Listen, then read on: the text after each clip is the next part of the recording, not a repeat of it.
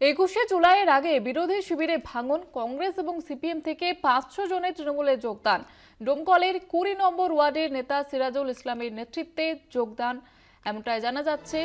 21শে জুলাইয়ের আগে বিরোধী শিবিরে ভাঙন এবং তৃণমূলের মাটি আরও শক্ত হচ্ছে এমনটা কিন্তু বলা যেতে পারে। কংগ্রেস এবং সিপিএম থেকে 500 জনের তৃণমূলে যোগদান। এ বিষয়ে বিস্তারিতভাবে কথা বলবো। টেলিফোন লাইনে রয়েছে প্রতিনিধি রাকিবুল ইসলাম। রাকিবুল, যারা যোগদান করছেন তারা কি বলছেন, কেন তাদের এই দল ত্যাগ? দেখো, সামনেই বিধানসভা নির্বাচন রয়েছে, আর এই বিধানসভা নির্বাচনের আগেই কিন্তু ডোমকল টাউন তৃণমূল নেতৃত্ব এবং ব্লক তৃণমূল যুব নেতৃত্বের হাত ধরে কিন্তু বেশ কয়েক শতাধিক বিরোধী শিবির থেকে তৃণমূলে যোগদান করেছে। আর যোগদানের পরে যেটা তারা জানাচ্ছেন যে এই যে নির্বাচন গিয়েছে পরপর পঞ্চায়েত নির্বাচন, লোকসভা নির্বাচন, সেই সব নির্বাচনে কিন্তু একদম ভরাডুবি হয়েছে বাম কংগ্রেসের, অর্থাৎ পশ্চিমবাংলায় বাম কংগ্রেস সেটা কিন্তু একদম মুছে যেতে শুরু হয়েছে।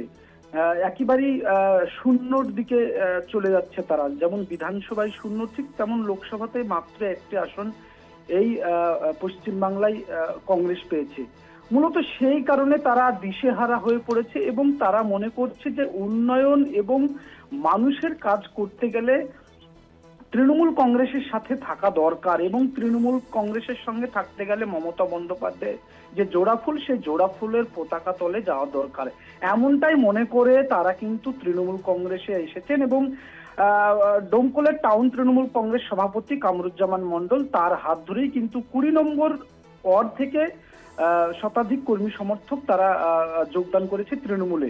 এবং এই যে কর্মী সমর্থকের যোগদান, আগামী আর মাঝে একটা দিন তারপরেই কিন্তু 21শে জুলাই শহীদ স্মরণে কর্মী সমর্থক যাবে, তারা কিন্তু সেখানে সামিল হবে এবং সেখান থেকে মমতা বন্দ্যোপাধ্যায়ের নতুন কি বার্তা দেয় সেইভাবেই এসে তারা বুথ ভিত্তিক এবং ওয়ার্ড ভিত্তিক কর্মকাণ্ড শুরু করবে। তার কারণেই কিন্তু 21শে জুলাইয়ের আগে 21শে জুলাইয়ের প্রস্তুতি সভায়, অর্থাৎ যুব কংগ্রেস তৃণমূল কংগ্রেসের যে প্রস্তুতি সভা, সেই প্রস্তুতি সভায় কিন্তু তারা যোগদান করলো বলে জানা গিয়েছে। ধন্যবাদ জানাবো রাকিবুল।